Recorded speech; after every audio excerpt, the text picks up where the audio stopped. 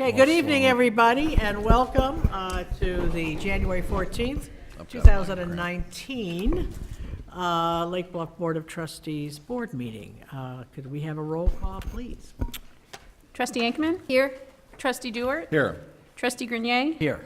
Trustee Lemieux? Here. Trustee Meyer? Here. Trustee Toll? Here. Okay, could everyone please stand for the pledge? I pledge allegiance to the flag of the United States of America, to the republic for which it stands, one nation, under God, indivisible, with liberty and justice for all.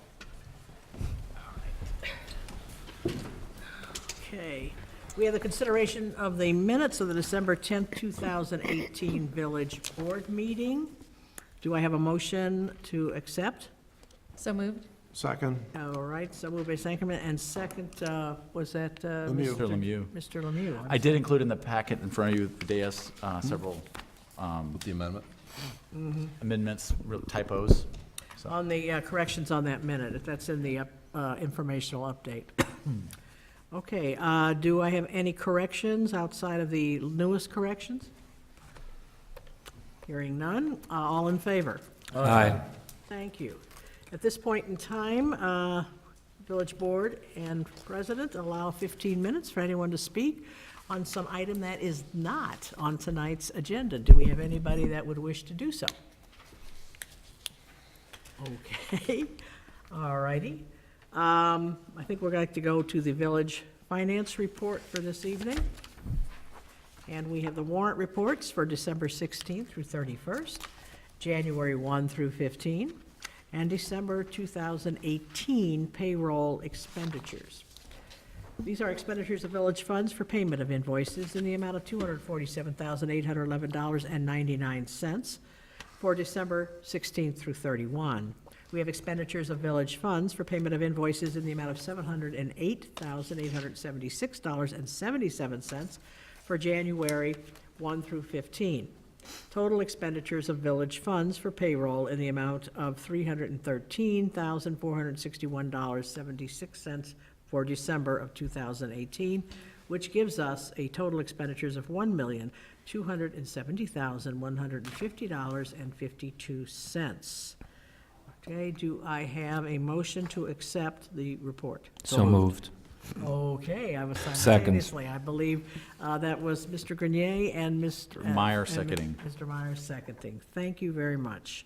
All righty, any questions for our slightly receding Finance Director Patina? finance director? Okay, any questions for the finance director? All right, here we go. Roll call, please. Trustee Ankman? Aye. Trustee Dewart? Aye. Trustee Grenier? Aye. Trustee Lemieux? Aye. Trustee Meyer? Aye. Trustee Toll? Aye.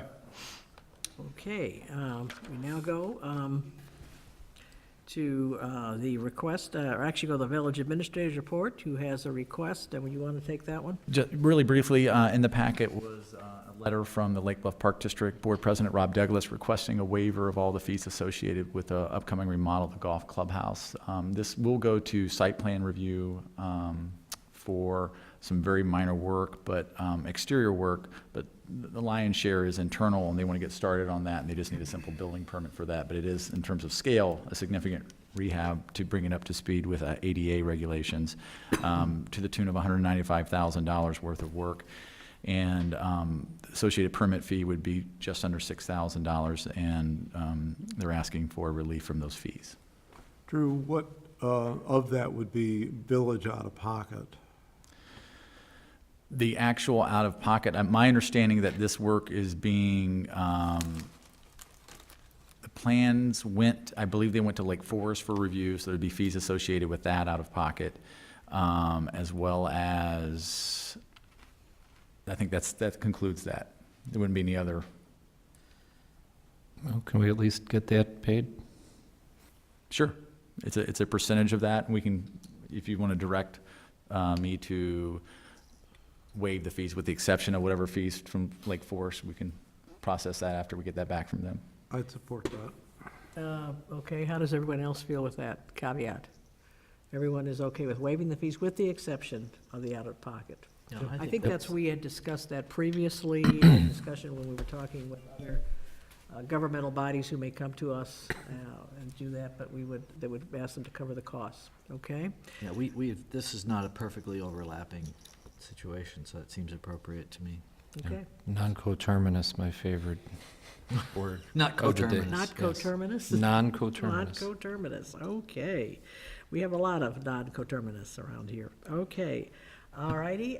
Do I have a consideration of the request, so do I need a motion on this one? So moved. Mr. Lemieux made the You motion. made the motion, did. and second Second. by Mr. Dewart. This is a roll call vote.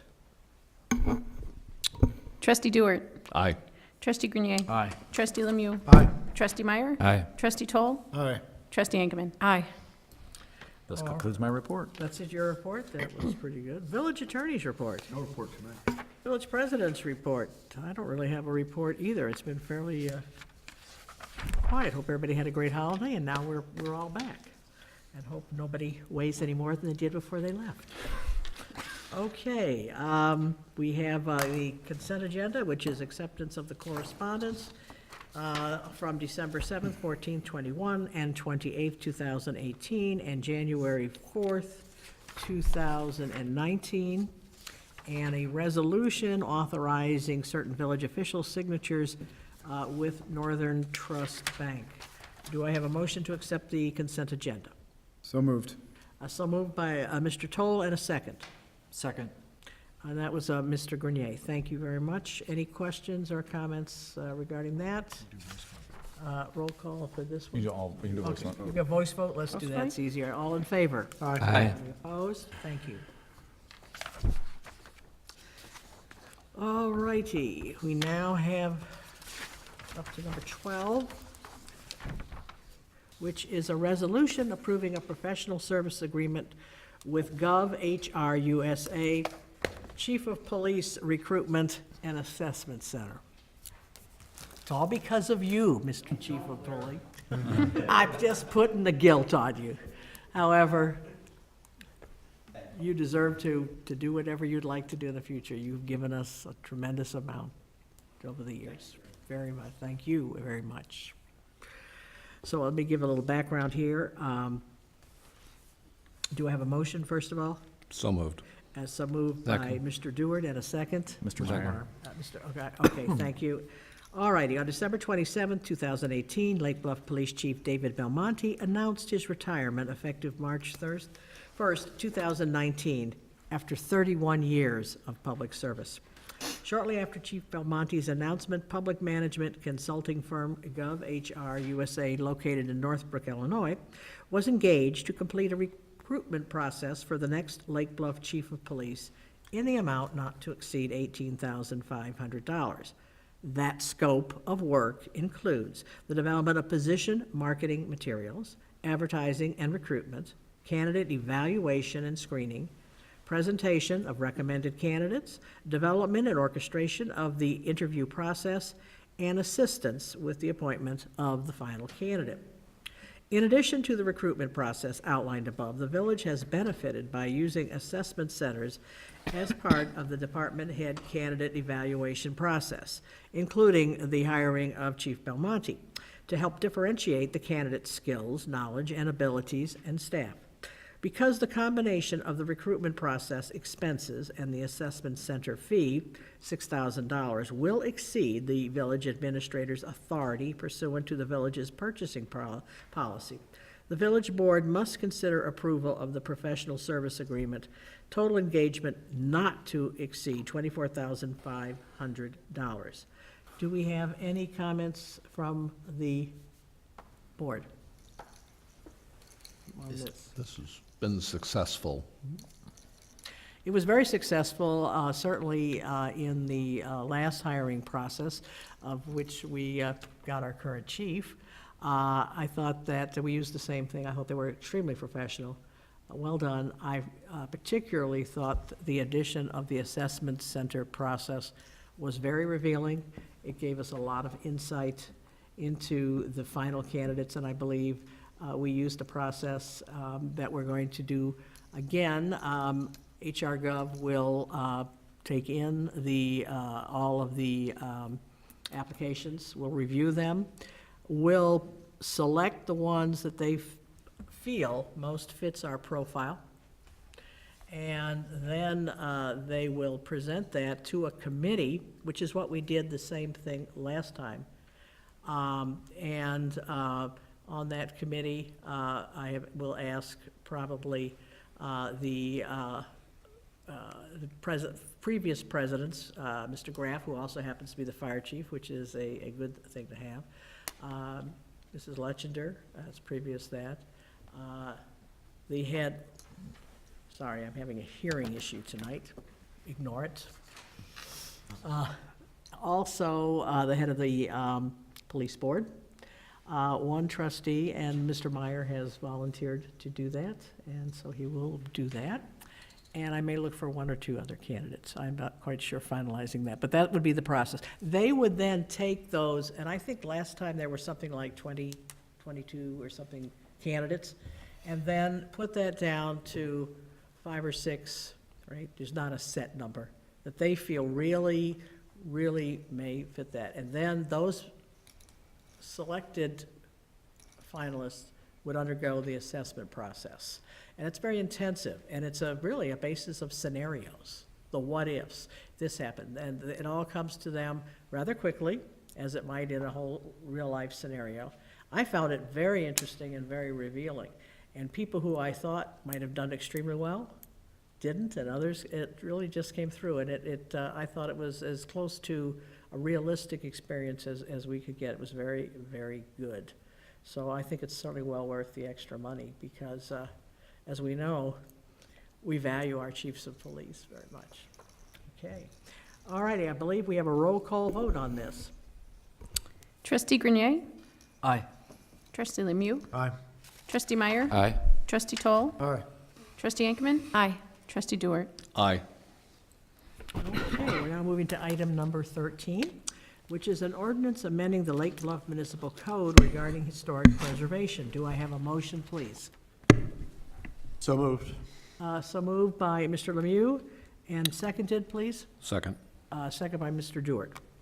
The preservation of historically, culturally, and architecturally significant residential properties in the village is necessary to maintain the essential character of the village and to protect the value of properties in the village. The village desires to promote the preservation of older homes while ensuring that homeowners are provided flexibility to adapt all homes to the changing needs of family and the community. On February 12, 2001, the Lake Bluff Board of Trustees adopted the Historic Preservation Ordinance as ordinance number 2001-03, which amended the Lake Bluff Municipal Code to provide a set of regulations for the designation and protection of landmarks within the village.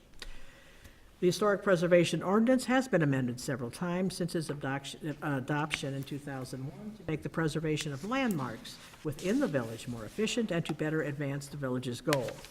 The proposed amendments are recommended to make the process for designating a property as a landmark more efficient and to add additional clarity to the Lake Bluff Municipal Code.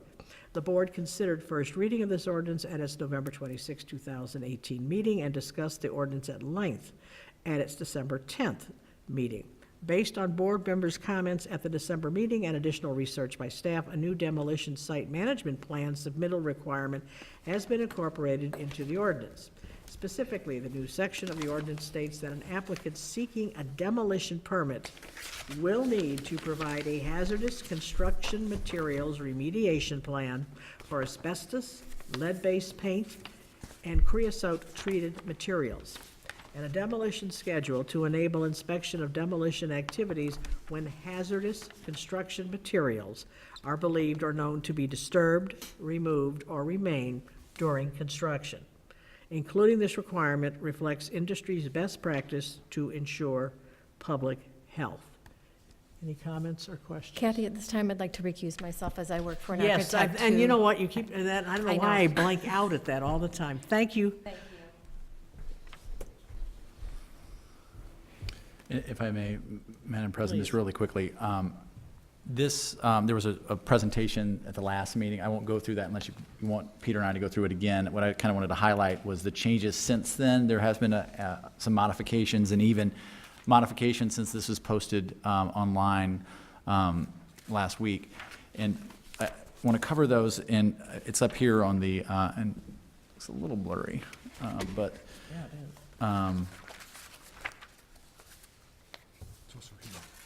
Yeah, it's in there. yeah, you also have a paper version We in have front of you. But what I'll cover with you all is this. So the last, as Village President O'Hara outlined, there was a change to require certain materials, additional submittals as part of the DMSP, or the Demolition Management Plan. And we further amended that after doing some more research and also talking with resident Ed Wynn, who's here tonight. I don't know if Ed talked about making a presentation, but what we've done is incorporated some additional requirements to spell out specifically when we expect to have or require a further information to detail what hazardous materials may be on site and how they might be managed. Short of reading that, what this will require moving forward is for any demolition project that would qualify to submit a demolition site management plan, we're asking that the application include, it shall include information regarding asbestos-containing materials, lead-based paint, creosote-treated materials, and underground storage tanks, and we're collectively defining that as hazardous construction materials. So we're looking for a site management plan that addresses those materials, be submitted, and we spell out a specific pathway. And for certain buildings constructed after 1978, we give them a pathway that's slightly different for buildings or structures that are constructed on or before 1978. And there's a different level of drilling down and requirements associated with that, but essentially it puts on the onus on the homeowner to provide materials to ensure that it'll be environmentally safe when it's done. Anything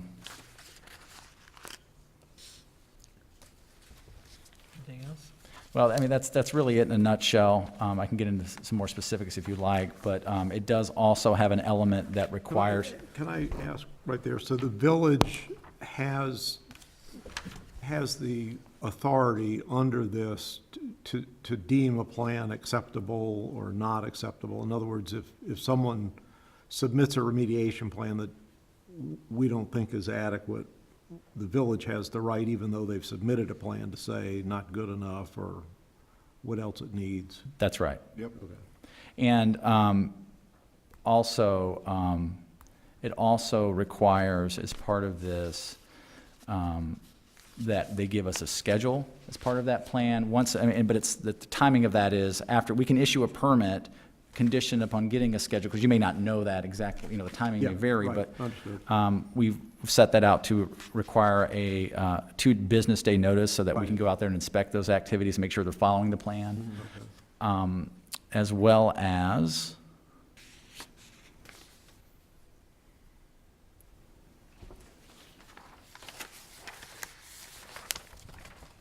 I apologize, it's not easy to go through all these details, it's better, right? I know you had a chance to read it, I think I spoke with all of you, who did have a chance to read it.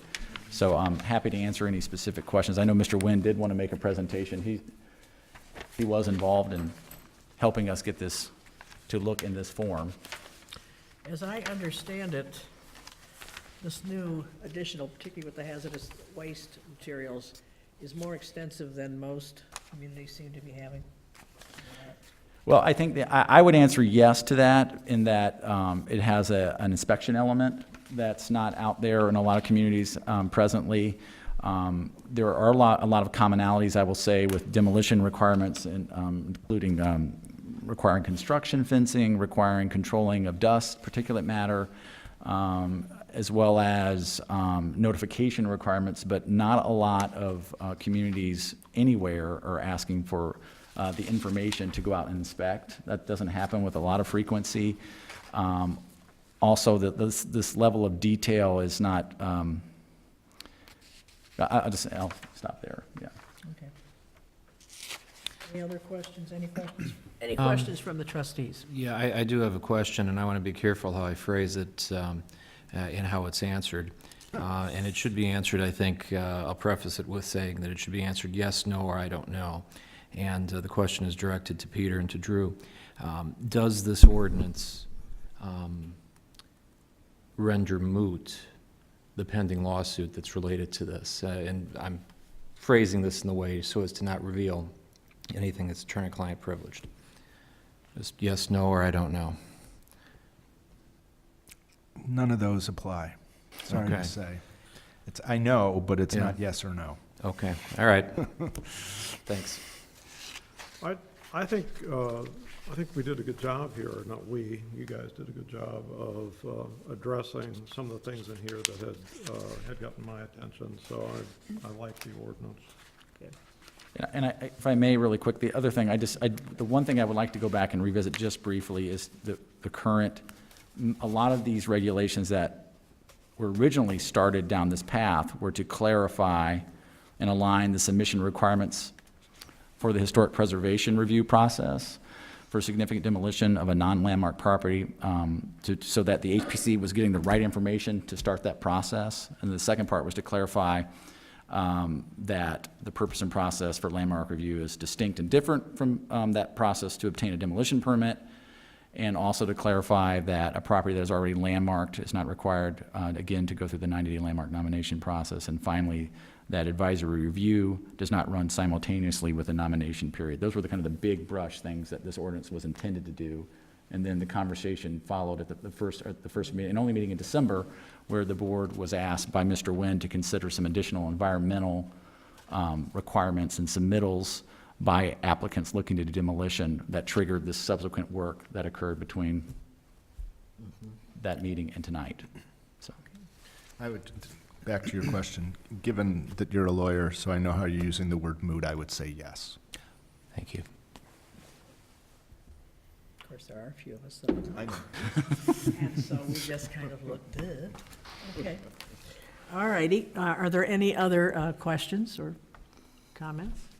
No. Does anyone from the audience want to speak? Mr. Nguyen? I just have a brief presentation, and I think in that presentation, I can answer, Mr. Wu, your question. Did you have something? Mr. Meyer, I'll give my answer to your question as well, and I think you'll like it, I hope. Okay. And then I can also give the information, Ms. O'Hara, that you requested as well.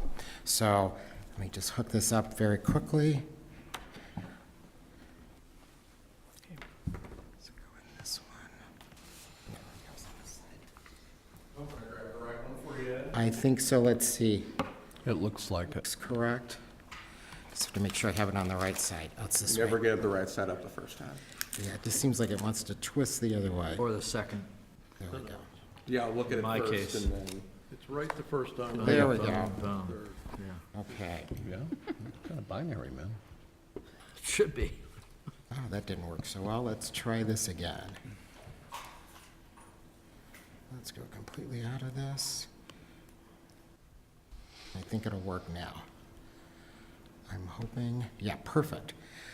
So, first of all, I want to say I appreciate the board's consideration of the issues that were raised at the December meeting.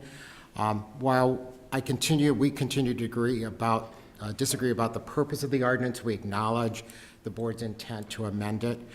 Without waiving that position, we did request 2 revisions to make the environmental protections mandatory and to require a written waiver determination. And again, I apologize if there are any typos in this. This was done basically on the train home tonight. So the rationale for the revisions, I just want to make sure we're all clear about those, and I do agree with the ones that are there. The environmental hazard language, it included originally requirements that could be waived by the building commissioner. The knowledge language that was added, that was in the board packet, would have unintentionally resulted in developers not doing any environmental assessment to avoid having knowledge, and that, I think, was just unintentional, but that needed to be cleaned up. And then, as to the discretionary requirement language, there was not a requirement to document the determination. That would have made those determinations, in my opinion, unreviewable even by the village board. and might create potential issues in liability if there wasn't a written determination and someone challenged, was it made or was it not made? So those are my thoughts on that. To put this in context and explain why I proposed amending this in the very specific way that you have in front of you tonight. There are currently 3 separate site plan provisions in the code. The first one is in 915H3. These are mandatory requirements, and they apply to all different types of permits, the construction, the demolition, everything, they're included. It already included mandatory requirements relating to tree protection and stormwater protections. Some of those were added most recently in 2016. The section that is part of this ordinance, the 9118D, those are the site plan requirements specific to demolitions. They're currently mandatory. After this ordinance is approved, they will become discretionary. And then there's actually a third set in 9.126, which are some additional site plan requirements that the building commissioner must consider but doesn't have to impose. So we've got those 3 in there. So the goal, at least that we had, was that the amendment should not result in less protection of the environment, trees or drainage or stormwater issues, because these affect neighbors and neighboring properties. So there were 2 alternative approaches that I considered when I reviewed the packet that went out last Thursday. First was to go ahead and add the environmental to the tree and stormwater drainage protection that's already in section 915H, so that they're always required. And the second one would have been to, within 91.18, to create 2 different categories of demolition site management plan requirements, some that are mandatory and others that could be waived. In researching this as well, and Drew and I spoke on Friday, and I believe he looked at 4, or the staff has looked at 4 areas: Lake Forest, Highland Park, Glencoe, and Hinsdale. I also looked at those just to make sure I was informed. And there are different approaches to that. You could incorporate the Illinois statutory definition. There's a definition in Illinois statutes that tells what a hazardous material is. That's the approach Highland Park has taken. Or you can list contaminants of concern, which is what this ordinance does. The statutory definition is pretty inclusive because it includes things that aren't typically construction materials. So just to put that in there. And then as to the what do you do in terms of making sure they're not there, some of the communities require an affidavit or a certification. Hinsdale also requires insurance, liability insurance on top of it. I also looked at, could we codify the current practice with the date modification? Let me explain that. So as I think you recall from last time I was here, and based on the review of the demolition applications, in some of the cases there was a visual inspection, and in other cases there was sampling. And I think we talked about the crucial date is 1978. That's when asbestos-containing materials not used in building materials anymore. It's a common way to demark this. So you'll see that you could look at it and say if it's after 1978, maybe just visually inspect it and see. If it is 78 or prior, maybe do some sampling. And then in either case, if you find something that's suspicious, better do something about it. So the proposal that you have in front of you basically took alternative 1 in that second approach. So the reason why I think, so it's just my opinion, putting it in 915H, it's the easiest way really to address this. You already have the tree protection and the stormwater management in there. So to add the environmental protections in there in a section that deals with mandatory requirements and doesn't make them discretionary, I think was an easy way to do it. And then using the approach of actually listing the contaminants of concern and then use this date-based approach, I think it was a fairly easy way to get to achieving the goal. And as Drew pointed out, village staff, he and I did discuss this, and the packet proposal you have in front of you contains that modification. So here are the remaining issues, so we'll get all of them, and obviously if you have any questions, you're free to ask them. So would this apply to 419 East Prospect? I'm not sure about that. Drew and I did talk about that today. Really, Peter's decision or determination? If so, I believe it would appear to resolve the litigation, which could be dismissed. If it doesn't, then as Drew and I also have discussed, I have been in negotiations, discussions with the owner of 419 East Prospect, and I think we're very, very far along in that. And so the approach was either to document the agreement in writing or to just have the compliance done. That is, make sure we've got a tree protection plan, make sure we've had the environmental study. And so either of those, as long as they achieve the goal, doesn't really matter.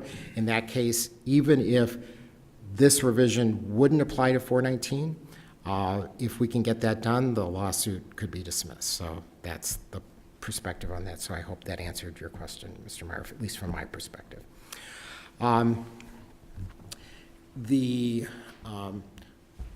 We do have an agreement, not yet documented, with the owner about preservation of the landmark structure. We just need to get that done. Here are some things that I would strongly encourage and recommend. I think we need to conform the current demolition application to the revisions that, if you adopt those tonight. And I'm going to talk about that in a minute. And then President O'Hara, I'm going to show actually the applications in those other communities because I think they are telling and show what we should probably have here in Lake Bluff. The code does need some significant review to remove additional ambiguities. This issue, as I've looked at the code and I've looked at it extensively, there's some things in there that we ought to go through, maybe not on a piecemeal basis, but look holistically and say, how do these all fit together? And do we have anything that's duplicative, that creates ambiguities?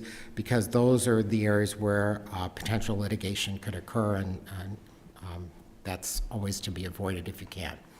And then I think consistent with President O'Hara's December comments, we need a holistic review of all the issues related to demolition, historic preservation, and property rights. I do think it's appropriate in that regard, and I think President O'Hara suggested this, and from staff's review of those 4 ordinances, it looks like we can look to some guidance in similar communities and draw on that and then modify it to be appropriate for Lake Bluff. And then the last thing is, I do think we still need to resolve the issue about the any remaining existing leaking underground storage tanks. As you'll recall from the last meeting, and I think I sent this out after the meeting, according to the Phase 1 environmental for 400 East Center, it identified there were 6 leaking underground storage tanks in East Lake Bluff. 3 of those had a no further action, no further remediation letter, so those are all clean. There are 3 where it didn't indicate that there was. I do think that the village should look at that and make sure that that is closed out. Again, I'm just basing this on that Phase 1 environmental. I don't know if there's additional information to show that those are closed out, but that's something we should probably do. And obviously the materials I showed demonstrate what the potential negative environmental impacts are of leaking underground storage tanks, especially on groundwater. And so the one request I would have is the village review and make that determination as to these lost.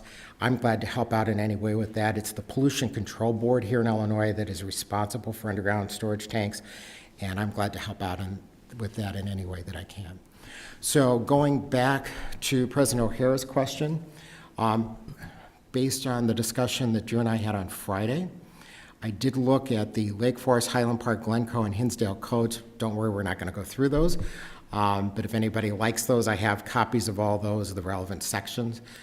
And I also went through the demo applications. The reason why I did that is I wanted to put myself in the place of someone applying for a demolition in each of those communities and see what would I have to do? How does that process look? Because I think that's important to understand from a process standpoint, what is required so that you can see, does it make sense, does it not? So here's what I found from that. In Lake Forest, they do require an asbestos report, and I'm going to put the applications up there really short, relatively short, so we can look at that. It does list the demolition requirements that include the tree survey, drainage. The director, which is the equivalent of Drew's position, recommends the waiver to be decided by the Building Review Board, so there is no discretion there. In Highland Park, they also provide a checklist. It requires a tree preservation plan, an asbestos affidavit, and a site management plan, and they do, as we said before, refer to the Illinois statutory definition of hazardous materials. Glencoe requires demolition permits to comply with all provisions of the code without specifically listing them. I call this a go fish approach because basically it requires an applicant to go through the code very carefully and make sure that he or she understands all the requirements before they sign the certification that's required. They do have a more extensive application, and we'll look at that too. It does specifically require tree preservation. Hinsdale is probably the most restrictive of all of these. It requires a storm management plan, tree preservation, materials and a spoils plan with dust control. On dust control, it gets down, and Drew and I kind of laughed about this on the phone Friday, it gets down to specifying the size and diameter of the hose. So it's pretty restrictive, not recommending, at least from my opinion, those of you that may know this better may think that's appropriate. That probably seems to be a little too much. It does require IEPA approval. It also requires public health approval for those properties in Hinsdale that are not in Cook County, and it does require insurance, and it requires notice to neighbors and personal visits to neighbors. You have to certify you did it or tried at least 2 times. So that's how those codes look. So conclusions I drew from that were none of the codes provide for unreviewable building official discretion for demolition requirements. All of these, except Glencoe. Glencoe probably is, but it's quite a way to wade through, and I have to be honest, I didn't read every word of that 100-page code. They're more restricted than the Lake Bluff Code. They all address each of the issues we've been talking about, and their applications are much more extensive, which I think provides clarity for all parties and enhances documentation and compliance. They use a checklist, so it's real clear when you go in to comply with, to file an application, you know what the requirements are. There's a check sheet. We'll see them in just a minute.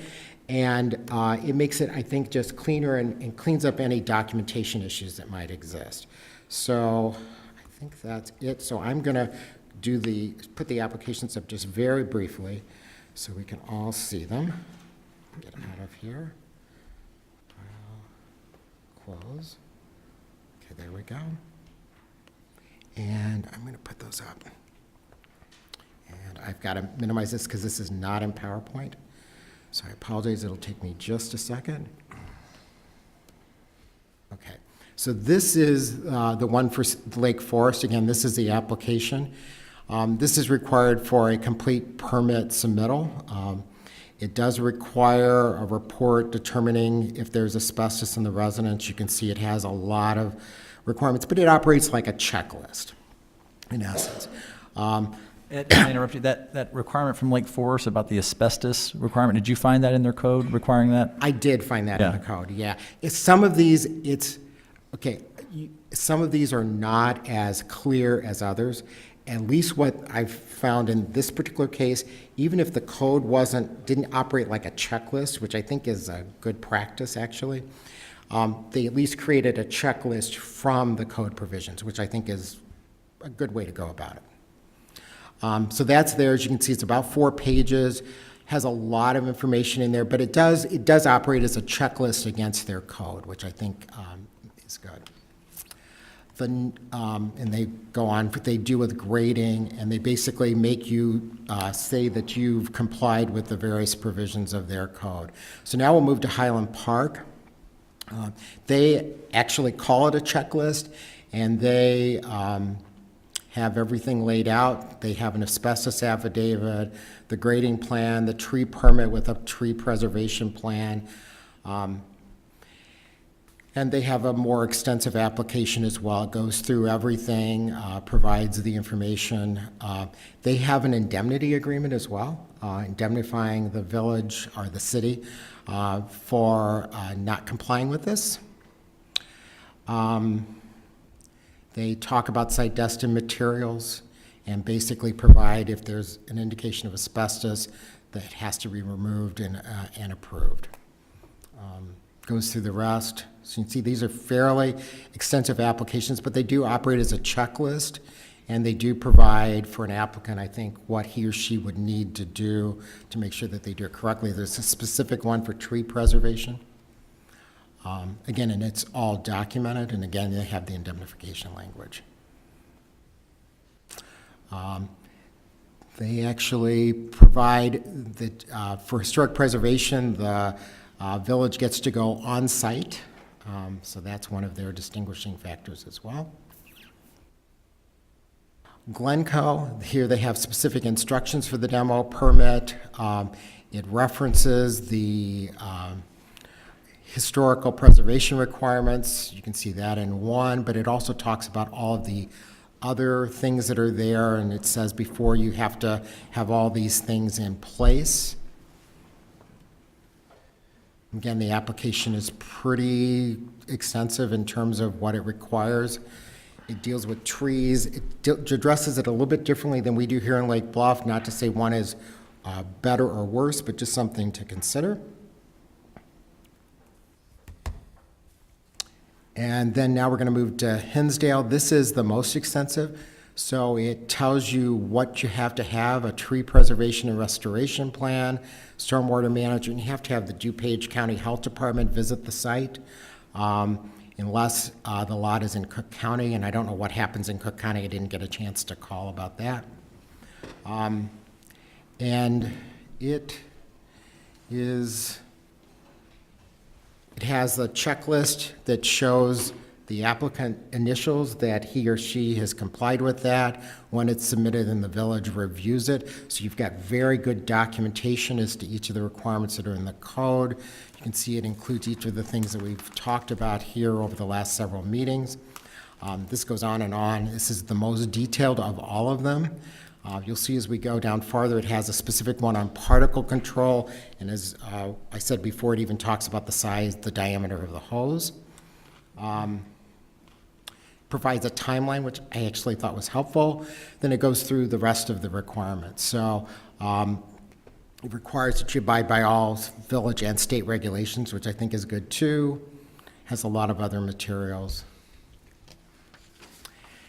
And so when you compare those to, and it provides actually the language so you know how to comply with it, which I thought was good too.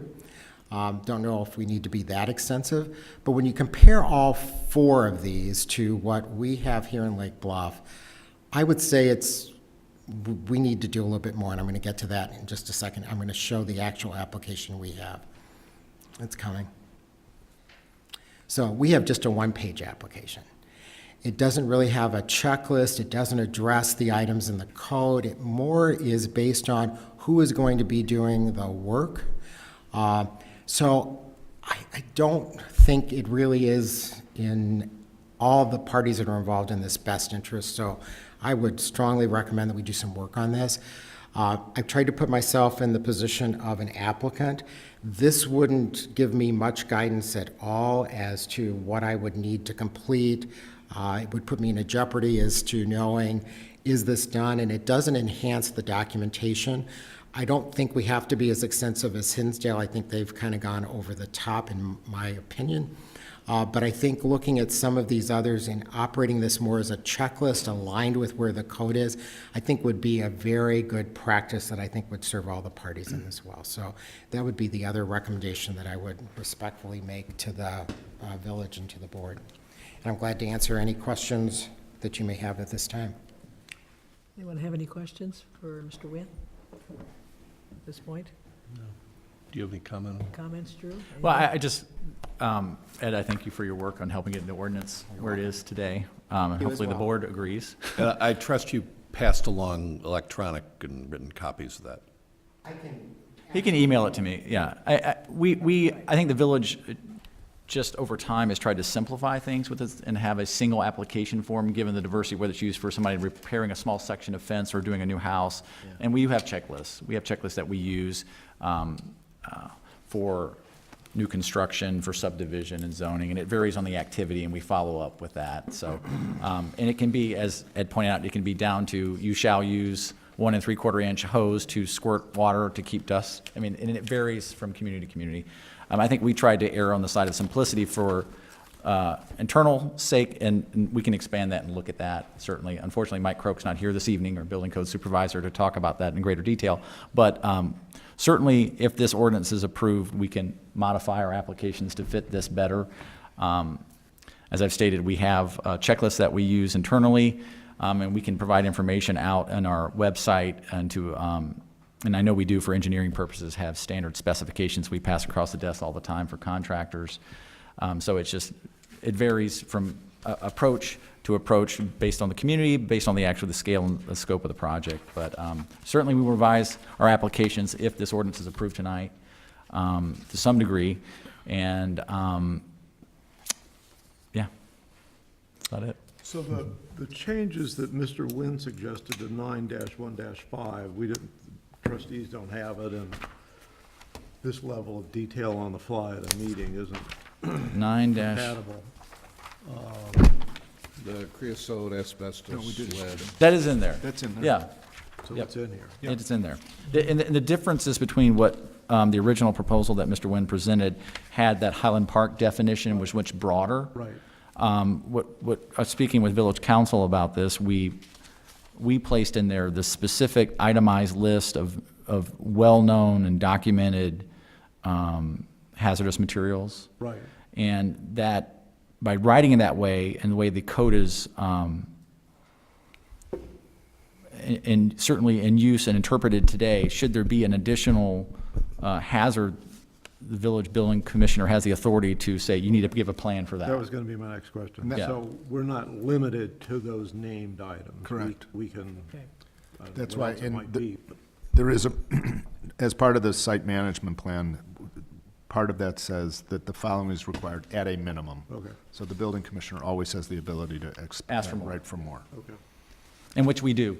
So, I mean, that's been the practice. And not, I mean, and just to clarify too, and I didn't state this earlier, but I think I made this comment to most of you verbally, that this requirement to have a remediation plan when there's known hazards present, that's been a practice that we've been doing here for some years. This is really codifying it and laying down with great specificity what's required moving forward, but this has been required, very similar form over time by the building commissioner over the years to say, we need this information when it's known, so.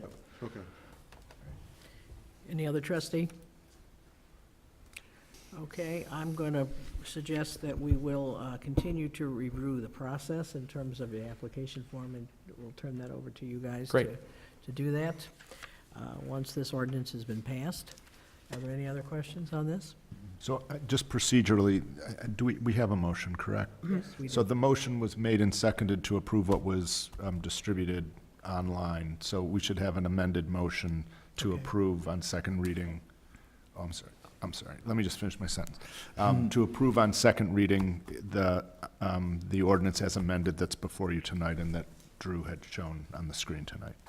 So whenever we're ready for that. Okay, I'm sorry, I didn't know you wanted to talk. Okay. That's okay. Considering the fact that you're going to continue to consider changes to this ordinance, I think what I wanted to add is cogent. At the last meeting, there was a discussion between some of you vis-à-vis the collection of fees for demolition, and it made it sound like there was, well, Trustee Lemieux pointed out that it was a two-pronged purpose, cost recovery, but also the potential to change the mind of the applicant. So I thought, I wonder how many times the applicant has changed its mind or their mind. So I went back through the applications that are available to you easily on the website, back to 2013 through the HPC. And I believe the number is 2. All the other homes are gone. They've been demolished and replaced, or in, I think, 8 cases, they were demolished, and now it's open space, and that was the purpose.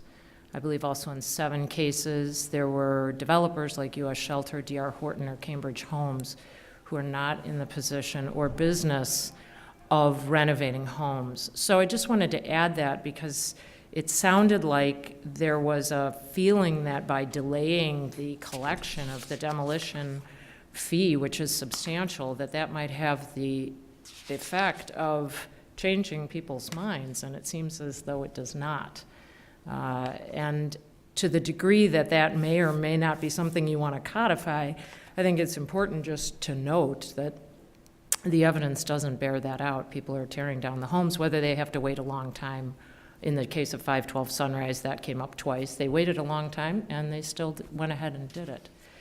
The other thing that I noticed was while there was a change to one section with regard to the demolition site management plan approval content, Section D, making it discretionary now, and now it'll be in writing, it just occurred to me that because the village administrator and the building commissioner are the same person, and I think Trustee Dewart, you alluded to this at the last meeting, that there's a tension between those two roles.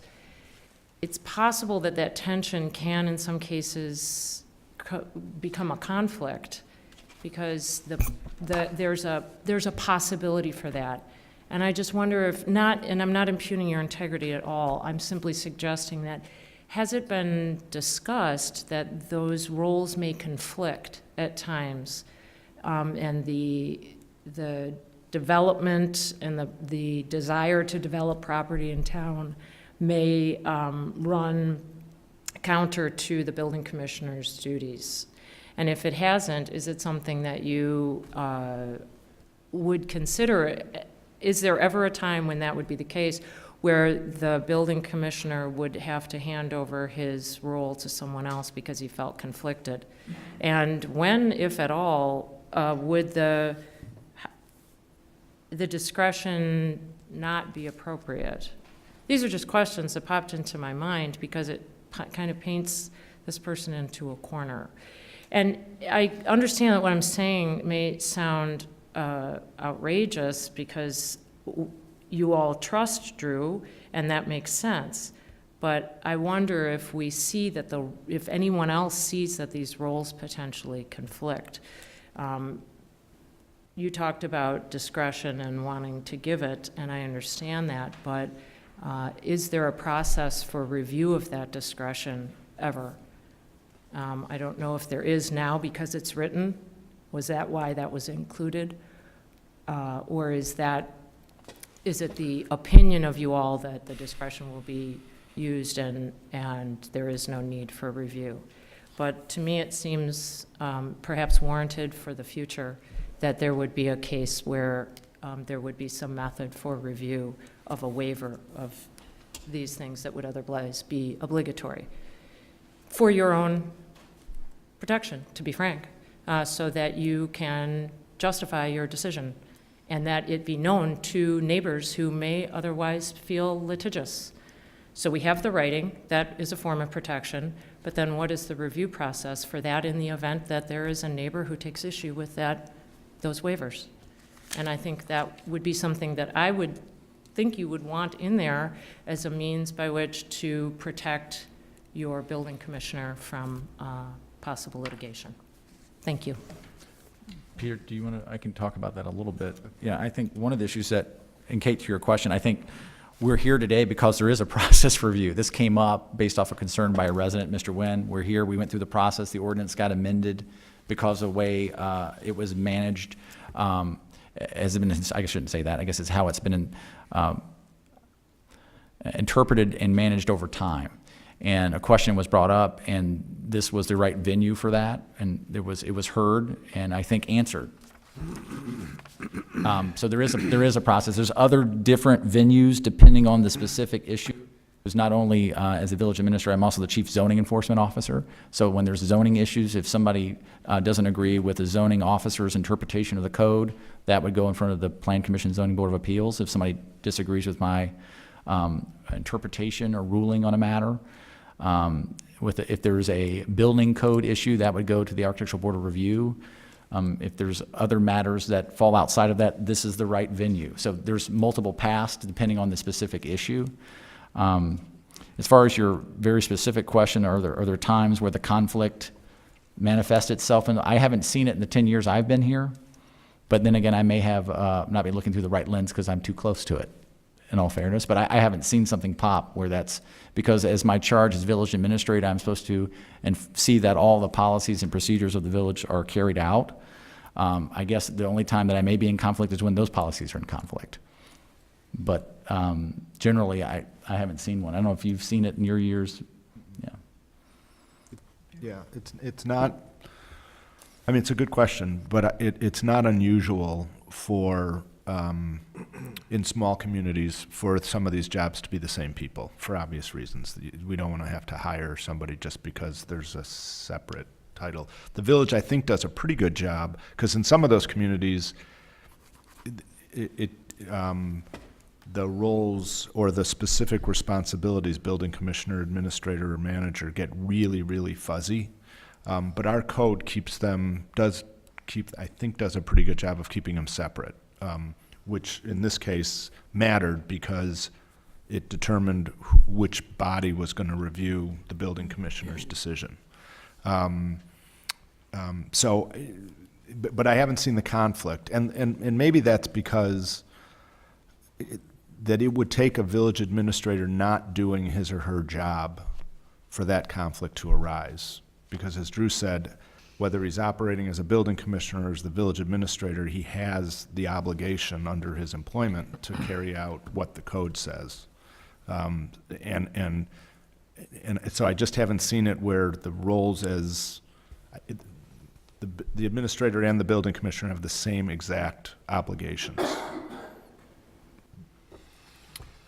Kathy, I'd add one other thing on a topic that was commented on, and this is for the benefit of the board. There are behavioral economic studies, including those by Richard Thaler, that indicate that once a fee is paid, persons will tend to be both invested and feel entitled to proceed with the process at issue for which they've paid. So I would pretty strongly say that in light of those academic studies, delaying the collection of the fee, as I think we already discussed, should at least pose some chance of mitigating the teardowns. If you do the opposite, when people pay, they feel entitled to do what they paid for. And the studies certainly support that. So I would oppose changing anything with respect to that aspect of it that was commented upon.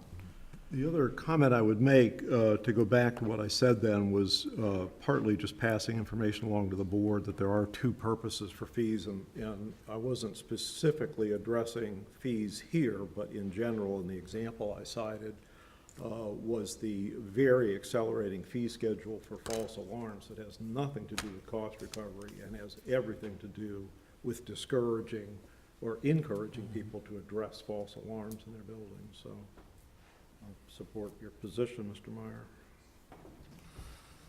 I have one more thing, if I may. No, go ahead, please.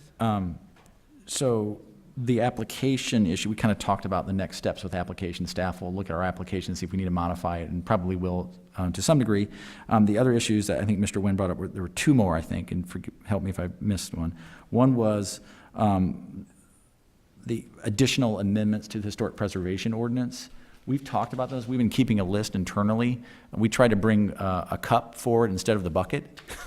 And so, but there is a bucket full that we'll bring forward. And I think that's also part of one of the other items you talked about is this, that President Harrow, that he mentioned, that you mentioned earlier at the prior meeting about there's an overview of the historic preservation regulations and revisiting those elements and how we believe that's forthcoming from the HPC. That is forthcoming, and I was waiting until everybody was done to chime in on that. Yes, and I have already been in contact and spoken with the HPC chair, Steve Kraus, and to have the HPC and the village board meet together to discuss policy, to discuss where do we wish to go. What is our policy?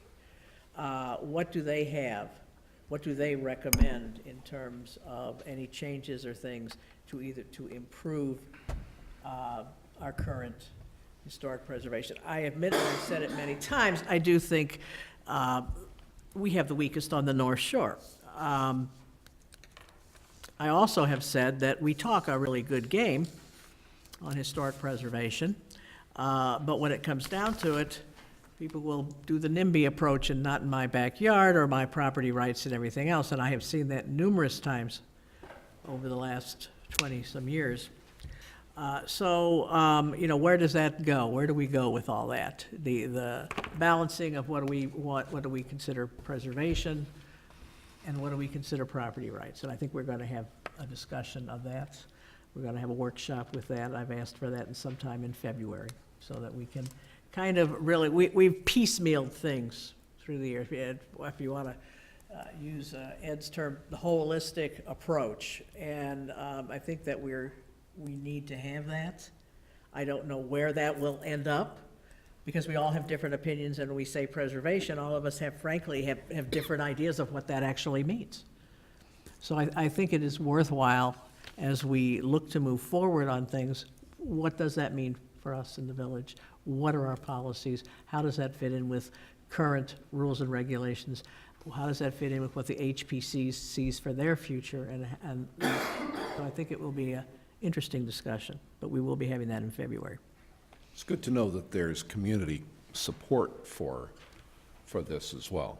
Right, and I think that's what has to be gauged. In the past, when I know the HPC a few years ago wanted to create a historic district, which happens in many communities, that was met with some vehement opposition. And at that point, they decided to drop that. So I think we need to relook at things and see. Are there other ways to go? Do we want to review that? Or what do they think? So, as I said, I think it's time that we have this discussion. There was one thing that I would add to the list that was on mine, which, and I hate to keep beating this, I do think we need to close out those 3 leaking under, we do. And if I can help with that in any way, I am very glad to do that, but I think we need to close those out. It may be that report is an error. It may be those things subsequently got resolved, though I doubt it from the time frame, but those ought to just be closed out. And, if we get any type of report like that into the village in the future, we ought to make sure we're reviewing it and closing it out. I think that's really important because the residents, I think, count on that. And then, President O'Hara, to your remarks, if I could add this, I think that is good, and to have that holistic approach. I guess I've been doing a lot of thinking about this over the last several months, and I do think there may be a path. I'm not yet ready to share that because I want to develop those thoughts more precisely, but I think if there is a path, I think the path is around common goals that unite all of the residents, starting from there and then focusing on how do we achieve those goals. And I think as I've researched and studied this, and I think some of you know I've researched this quite a bit, I think we've gotten in issues or problems when we start with a predetermined result or what we want the outcome to be, rather than starting with what is the common goal for all the residents here. And I think if we do a reset and start with that and let that be the guide to what solutions develop and alternatives, and if we all listen to each other about those, certainly there's going to be a divergence of opinion. I'm not suggesting that I'm not living in fantasy land. However, I think if we start with what are the goals and objectives, and I think there are probably 2 of them, I think we could get most everybody aligned with that. And then if we keep those in mind and don't jump to some of the sideshows, I think there is a path. And I'll continue to do work and thoughts about that, and I'll be glad to share those at that time. But I do think, as I've thought about it more and read extensively about it, I think there may be a path. Well, I certainly agree with you that the goals and objectives need to have some commonality, and then you go from there. And hopefully we might be able to find them. All right, any other questions on this? And I think we need to have a roll call vote on this one. Did we need to amend the motion? I'm sorry. Yeah, that did not happen. Did I do the motion? Move to amend. Okay, the motion to amend, do I have a? Second. Okay, that's it. Okay, thank you. You all I heard Mr. Meyer who made the motion to amend, and the second. But it's a Second by motion to Mr. approve on second reading as amended. Yes, So moved, like he said. thank you. Seconded. All right. Okay, so are you ready? Whenever Roll you're call. whenever you're ready. Whenever you're ready. Trustee Lemieux. Aye. Trustee Meyer. Aye. Trustee Toll. Aye. Trustee Ankman. She's not here. Sorry. Okay, It's been a long night. all right. Trustee Dewart. Aye. Trustee Grenier. Aye. Okay. Okay, Thank you. all right, thank you. Item agenda number 13, which is an ordinance amending the Lake Bluff Municipal Code no, I already did that one, excuse me. Thought I pushed that up. 14, an ordinance amending the Lake Bluff zoning regulations to create a recreational, institutional, and open space RIO district. This would be first reading. Do I have a motion, please? So moved. So Second. moved. Second by, all right, and second by Mr. Toll. Since January 2017, the Plan Commission and Zoning Board of Appeals, PCZBA, have studied recreational institution and open space, RIO, uses within the village as recommended by the 1997 Comprehensive Plan. After consultation with affected agencies and considerable public outreach, the PCZBA unanimously recommended the village board establish a new zoning district, the RIO district, and impose upon it an entirely new set of development regulations. This is one of 3 ordinances necessary to implement the RIO district. One is to establish the RIO district, text amendment. 2 is to rezone properties into the RIO district, which is a map amendment. 3 is to establish fees for RIO development processes, which is a fee schedule amendment. This ordinance will establish the RIO district and its development regulations. Staff will present the regulations at the village board's Monday night meeting tonight. The critical piece of the regulations is a new review process, RIO Development Plan Review. A unique challenge in drafting the regulations was the need to address already developed sites that range in size from less than an acre to over 100 acres. Rather than try to write regulations that account for every existing circumstance, the PCZBA has designed the RIO district to create regulatory flexibility for applicants through the same process that provides community review. An applicant asks to establish a RIO development plan when a change is proposed, which authorizes 5 years of development, including any deviations necessary from the text of the zoning regulations. The plan forms the foundation for subsequent phases or changes to be reviewed by the Architectural Board of Review in the same manner that changes proposed by an ordinary business are reviewed. The village board has the opportunity to confirm that changes recommended by the Architectural Board of Review conform to the approved RIO development plan. Every process is aligned to use the same materials and eliminate redundancy while preserving oversight. Would you like to do a little Song and dance? Yeah, Yes, please. precisely. Go for it.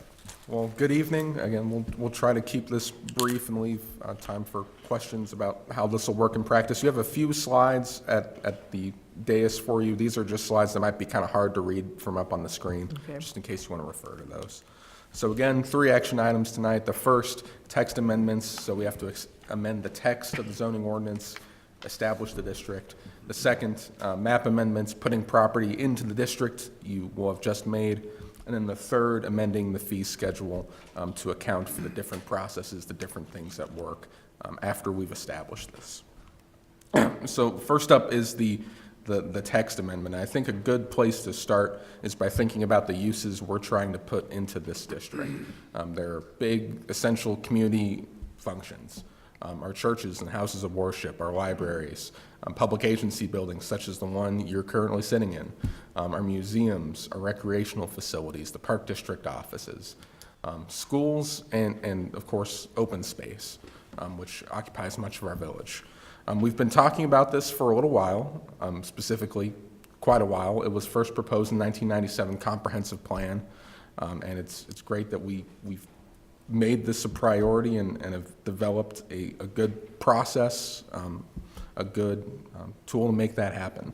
So again, proposed in 1997, really started to look at dealing with this in 2016, especially around some of the golf course issues, but also as some of the frictions and how things work today have revealed themselves over some recent development. We've really spent the last year in focused study over the course of 2 plan commissions. We've done a lot of outreach to affected agencies I'll talk about and outreach to the public as well. And that's all gone into bringing you the product that you have in front of you. So the 3 big issues, if I can crystallize them for you. The first is unpredictability of land uses. Right now, all of these uses, by and large, exist in residentially zoned property. So in theory, without a lot of recourse, if you said that you're done having a church on this land or having some use or another, or if you want to make an economic profit off of an open piece of land, you could turn it into a house with very little that the village could do about it with what's in place today. The second is that there's a mismatch between regulations and uses. So because these are in residentially zoned areas, that means that things like floor area ratio rules built for houses are applied to buildings like this that are much bigger, or buildings like the Park District. And then finally, the third is an extension of the second, which is to get around all of those rules, to get the variations, to get the special use permits necessary. That imposes a lot of procedural burden on applicants. Square peg, round hole would be the short of it. So this is one of the slides there for you at the dais. You don't have to worry about what each one says so much as just the number of squares we're looking at. If this works as we hope it will today, these first 3 squares are the agency figuring out what it wants to do. Then it comes to us. We approve some zoning work. We approve some site plan work. You look at it as the village board, and then we approve it outright. What usually happens is the agency really develops the concept without us seeing it. They, come to us to look at it. We have issues with it. We request changes. We get the changes back. We look at the changes again. And there's a lot of cycles here of looking. And that's important. It's important to make sure we're getting the right product or we're making the right public investments, community investments. But a big theme of our discussion in the PCZBA was that this can be so much better. There are many more opportunities to collaborate early on, to really have good discussions early on about what we as the village, as the land use regulating body can support and what the needs of these public agencies are and try to meet in the middle. The big places to do that, first here at the beginning, when agencies are making these plans, what they're coming up with, what they're looking to do, when they're thinking 5 years out, 10 years out, 20 years out on what to do with public funds. And then what can we do for the agencies? We can really look here, these discretionary processes we have in place today, special use permits, variations. How can we smooth these out for the agencies, really in exchange almost for getting more involved at this level, this preliminary level. So to answer that, unpredictability of land uses. What we've established is that changes in land use within the Rio District are subject to review, but most importantly, changes to land uses that aren't contemplated in Rio are rezonings. And so rezonings are within your legislative discretion. There's no set, it never says that if someone meets all the standards, they should or are entitled to receive a permit or to receive a rezoning. There's a lot more flexibility there, and there's a lot more community conversation there. The second, mismatch between regulations and uses. We made regulations specifically to these uses after studying many of these parcels. And finally, in thinking about procedural burden, again, by changing the regulations themselves, you've taken some of that away. But we've also really looked hard at how we've how these processes interact, how we can try to smooth the transition from one to the next. Again, making sure we keep the same level of protections, but try to administer them efficiently, administer them in a way that's friendly to people looking to invest in the village, administer them in a way that's accessible to interested members of the public. I won't read these out loud. These are the objectives that we spelled out in the ordinance if you've had a chance to read it. In thinking about, or in trying to describe how we landed with what we brought to you, this is a diagram I brought to the PCZBA a few months ago. And this is really sort of the difficult part of crafting this ordinance, right? On the one hand, we want to be involved early on. We want to be involved in master planning as a village. We want to get a chance to influence these final products. But that also comes with more ambiguity because we're not seeing what exactly is going to be built.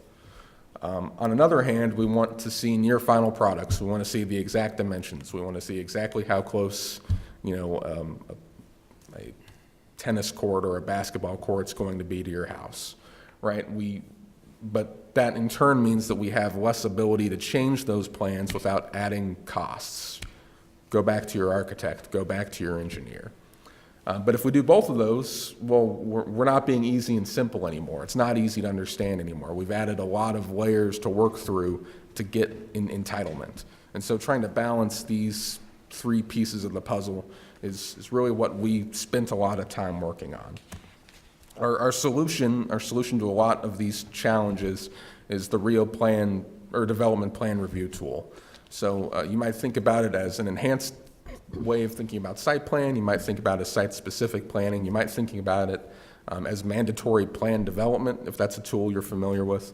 But essentially, it's moving into, being a district less focused on rules. There are rules, we'll talk about them, but really being focused on development and facilitating development and how that deviates from the standards that we've kind of set out for an ideal.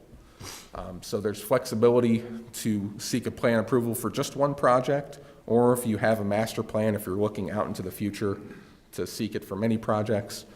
And then also these application requirements aligned along the way, trying to take out some of these easy inefficiencies.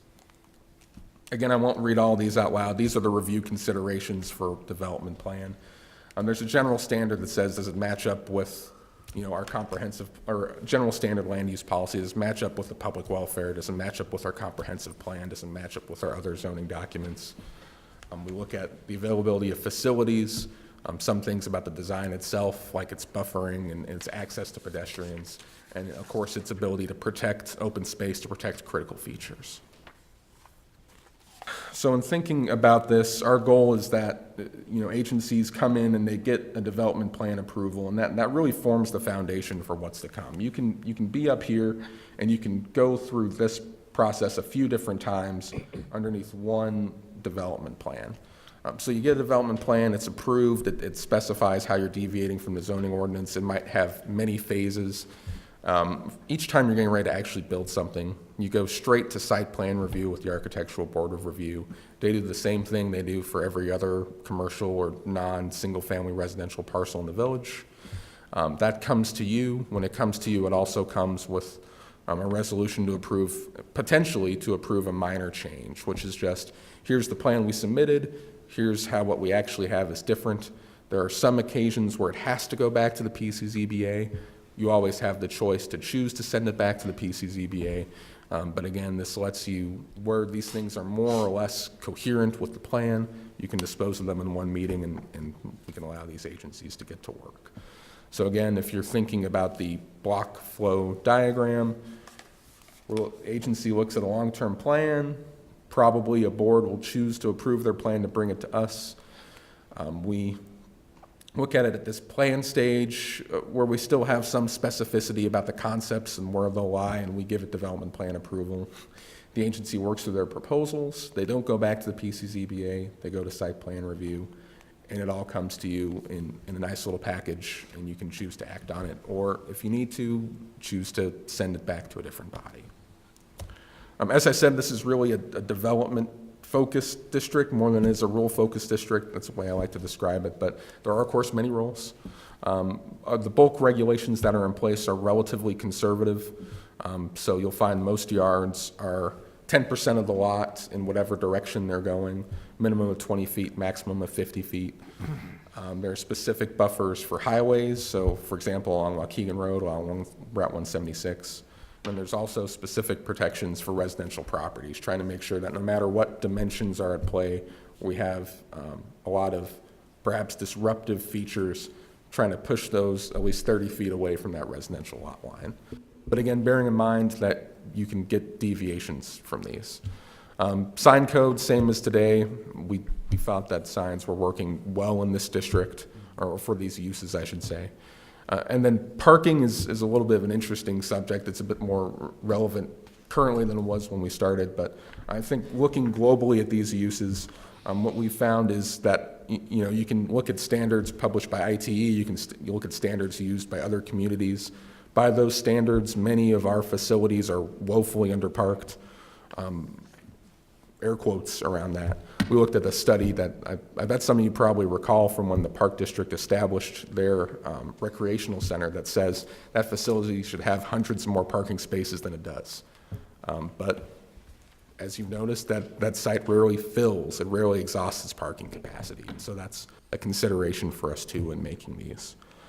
Just to illustrate very briefly some of the bulk rules.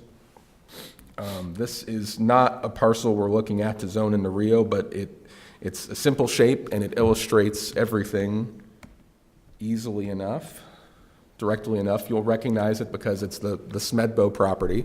So again, not being used for recreational or institutional uses, but I think instructive. So in this case, the front yard is Sherwood.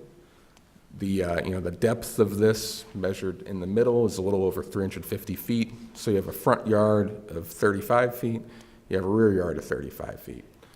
Ordinarily, your side yards would be, again, 10%. So this width is about, 327 feet. So you got 32 feet on the left, 32 feet on the right. Or excuse me, other way around, left, right. But being adjacent to Waukegan, you take that 100-foot setback from Waukegan Road, and then here to the south, this is Lake Forest, but this is still residentially zoned property. So whatever this dimension would be, you've still got 30 feet here. And that 30 feet has some special considerations in the ordinance. So again, a very high-level overview of if you're looking at a parcel, how does this break out in practice?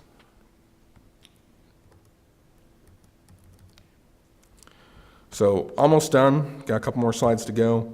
Again, to emphasize a couple other key provisions. One, protections for adjacent property owners. They still get notice, they still have the right to appear at hearings. They still are very involved in this process. We're not trying to short circuit them. And then extensive grandfathering. Again, most of these sites are already developed. This by and large will not facilitate much new development. It's mostly evolutions of development that exists. And our interest isn't to start making a lot of non-conforming conditions, start imposing a lot of additional burdens on these users.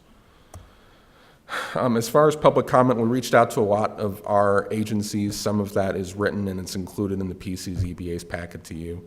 I know that I think I can say that we've resolved everyone's concerns, or at least have given them satisfactory answers. At least the public comment at the PCZBA generally was positive. Stephanie Bjork, perhaps not satisfied, so she has some comments in there that you can read about the importance of conservation easements and how the village should be documenting those or treating those or protecting those as we go forward, and we can discuss that if we like. Again, almost done. So map amendments, over 200 parcels, somewhere between 1/5, 1/6 of the village by area, so actually a pretty major rezoning. We think, in my discussions with Mr. Irvin, that this might be the biggest in the history of the village, which is pretty exciting. So we had an interactive map out there on the village's website. We tried to make it very easy for people to see what was changing. There's some maps in your packet as well. And then we can go over the criteria for what was included, what was excluded. But in thinking about this, the zoning code prescribes these criteria, which is what's there today, what's the appropriateness of the zoning that's there today, what's actually being built around it, and then what will the new zoning change on use, the enjoyment of the property, traffic, and then finally the length of time it's been vacant. And finally, we're covering all three of these at once. The fee amendment, today there's some fixed fees the village imposes, as well as escrowed fees we take on behalf of the developer or because of the developer, such as for legal, for engineering, consulting, for recordation. And consistent with the village board's approach as of late, we've recommended that for projects in the Rio district, that we set the village's fee at $0, but still continue to seek those reimbursable costs. Again, subject to your discretion if you prefer to handle this a different way. Oh, sure. So, as far as the map goes, again, happy to discuss the rationale behind any parcel being included or excluded. There's a lot of moving parts in this, but this probably is a good high-level overview of what's changing. So sanctuary, the parks, Sanctuary Park, Ravine, Artesian, Sunrise, Park and Beach, some conservation areas, Moffett Woods, Skokie Preserve, some areas owned by CLC Jawa, some of our green belt and open space, our schools, our libraries, our churches, and some ComEd property as well used for public utilities.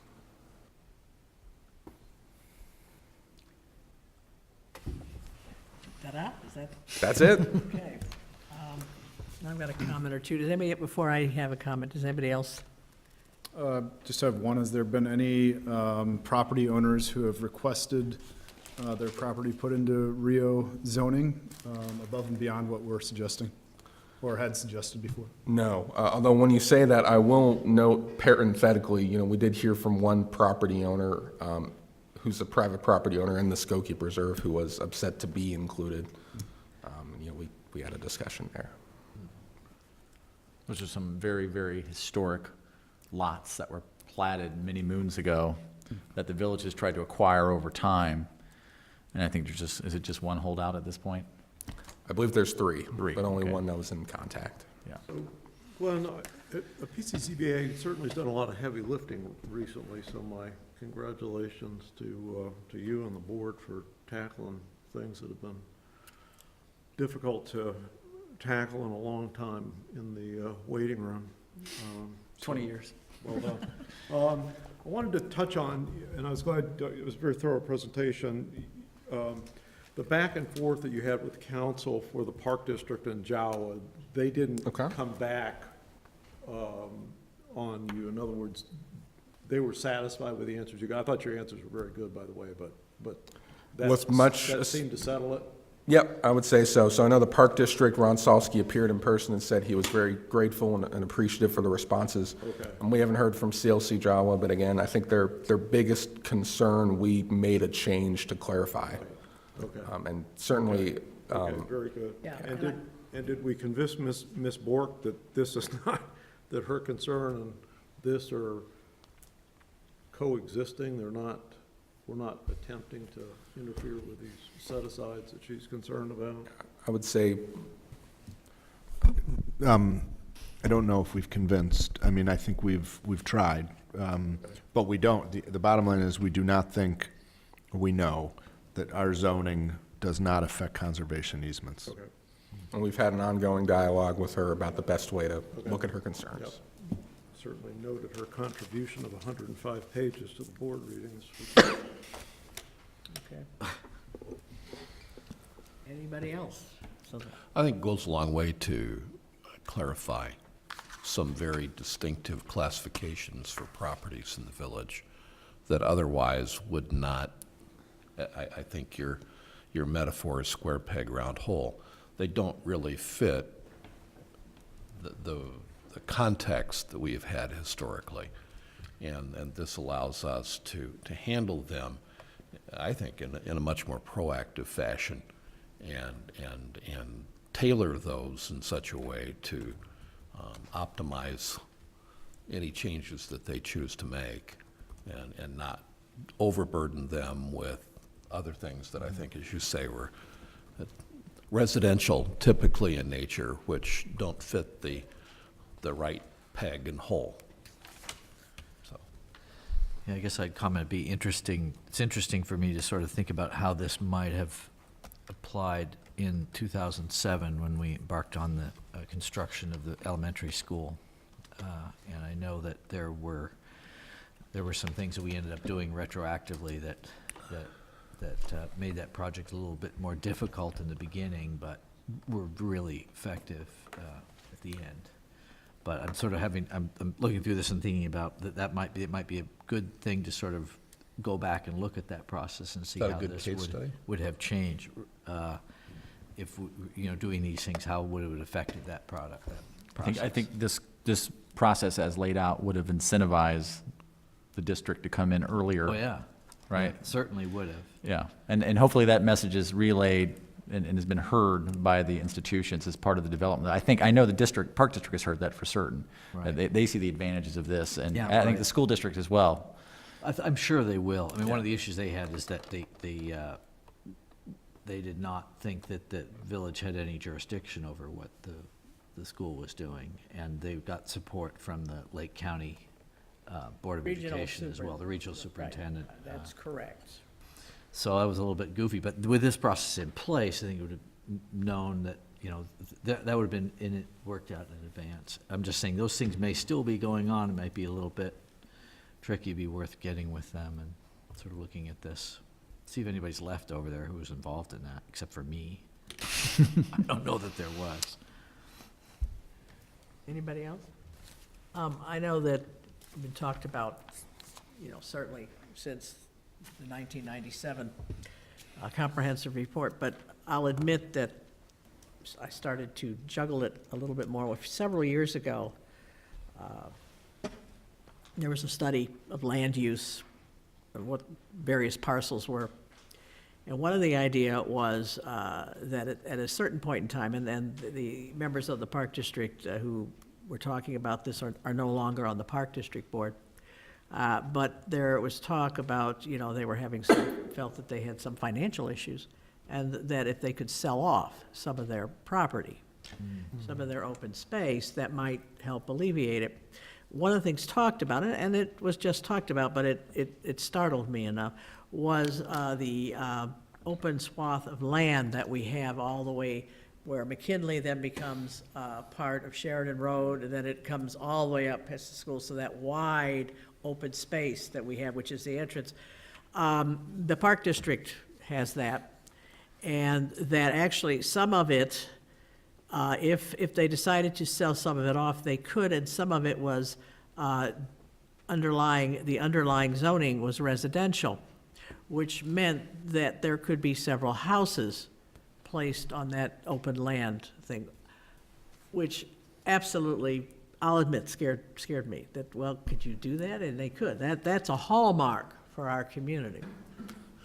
So I think that kept asking our administration and the thing to really begin to look at what was originally, I called it institutional zoning, but it's the Rio idea, so that there is a process. It just doesn't go, if they decide to sell something off, or the park districts decided that they weren't going to have the golf course anymore or any of that, it doesn't just go to the underlying thing, which is, most of that is all residential. There has to be a process that involves the community and involves everything, so that there's steps to all this to really look at. management. Well, it obviates strategic planning. Yes, and fits where we want to go, or don't want to go, in some instances. So I'm very pleased. This has taken such a long time to get, but I think thank you for everybody's hard work. It has been a lot of work to pull this together, but I think it's a great protection for this village and the community to be able to weigh in on various components of what they may want or may not want. So thank you for that. And with that, I believe we will have a vote. You got a motion and a second. First reading. This is first reading. Oh, I'm sorry. You want to comment? Oh, I got a comment, sure. Can I ask 3 questions? Sure, come on up. And Glenn, if you'll stay there, because I may need. Certainly. So, again, I don't know this topic very well, but the first, in looking at that map, it doesn't appear to me that the Rio zoning that's proposed would include any of the Crabtree Farm properties. Am I correct? That's correct. And then the second question is, are there any current plans or discussions regarding including the Crabtree Farm properties in the Rio? Sure. So that was a discussion early on, and that goes to, I guess I'll visit them briefly, our criteria in choosing what parcels to include, what parcels to exclude. So for inclusion, I think in the near future, you can make a good argument for the farm parcel itself.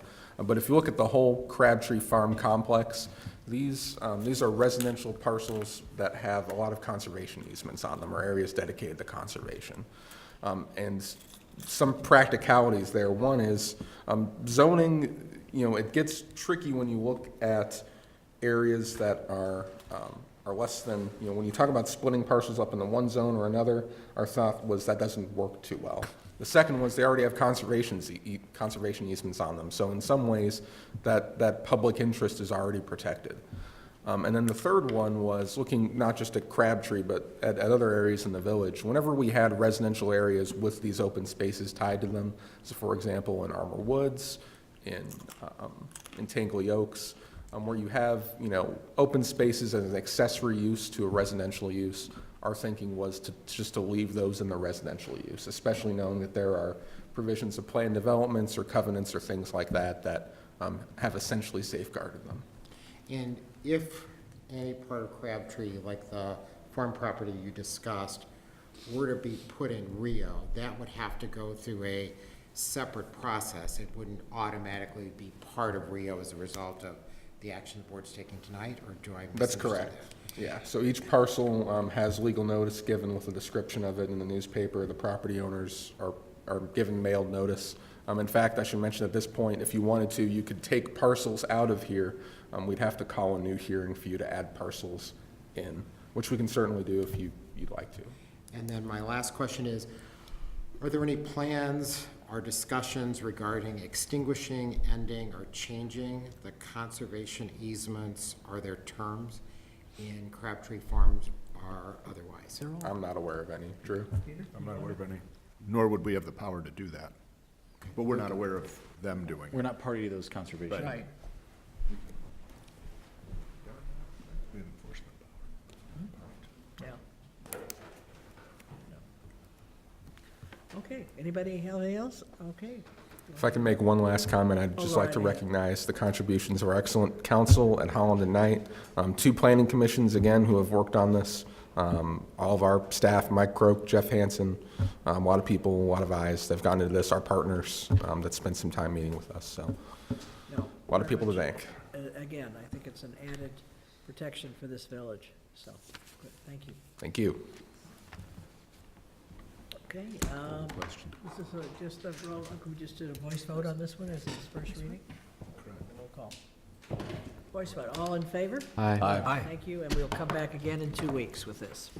So do you need to read 3 ordinances? Can we do all 3 of those? I noticed we have, No, you just did, you might, no, Yes. we no, just, you should do the next 2. okay, well, I'll do the next 2 to make that, to keep our council happy. Okay. You just read the title. I'll just read the Yeah. title since we've already gone into rather discussion on it. We have item number 15, an ordinance amending the zoning map of Lake Bluff and rezoning properties into the recreational institution and open space Rio District. Do I have a motion, please? So moved. So moved by Mr. Toll and second by Mr. Lemieux. Thank you. All in favor? Aye. Thank you. An ordinance amending Title I of the Municipal Code regarding the comprehensive fee schedule, Rio District fees. Do I have a motion? So moved. So moved by Mr. Dewar. Do I have a second? Second. And second by Mr. Grenier. All in favor? Aye. Thank you. And we'll see those back in 2 weeks. Right, that is correct. Come back in 2 weeks. Trustees report. Trustees have anything to report? I can give an update on the parking meeting, the beach parking ad hoc committee meeting. We met last week for public comment on our first set of, I guess, proposals that we had put together as a group. There was some significant feedback. A lot of it was, I would say, negative towards one of the ideas, which was the parking stalls. So we decided that we needed to talk more about that as a group if we do get, if and when we do get together again. But we did make some very good progress with a, I guess, a proposal or a recommendation to this board of restricting parking on the north-south streets in that area, so Simpson and Maple, as well as codifying no parking on Mountain. I believe that is the extent that we were able to recommend at this time, and decided that further discussion needed to be made for additional recommendations. But we are, of course, continuing our priority of working with the Park District to enforce their new and existing regulations, and also to do more studying as far as who is actually going to the beach as far as residents versus non-residents, so that we can all be working with good numbers for the next time we meet. Thank you. Great. We ought to go into an executive session to discuss personnel, and I believe that's it for tonight. Litigation. And litigation, I guess, or pending potential or litigation. All right, do I have a motion to go into moved. executive session? So moved. So moved by Mr. Lemieux, and a second. Second? Got a second? Thank you, Mr. No, Dewar. I second and Paul's, Paul's or I first. proposed and Paul seconded. I'm sorry, I missed that, I apologize. Okay, roll call, please. Trustee Meyer? Aye. Trustee Toll? Aye. Trustee Ankman? Aye. Trustee Dewar? Aye. Trustee Grenier? Aye. Trustee Lemieux? Aye. All righty, are we ready to? No, we need the reporter. Soon, maybe?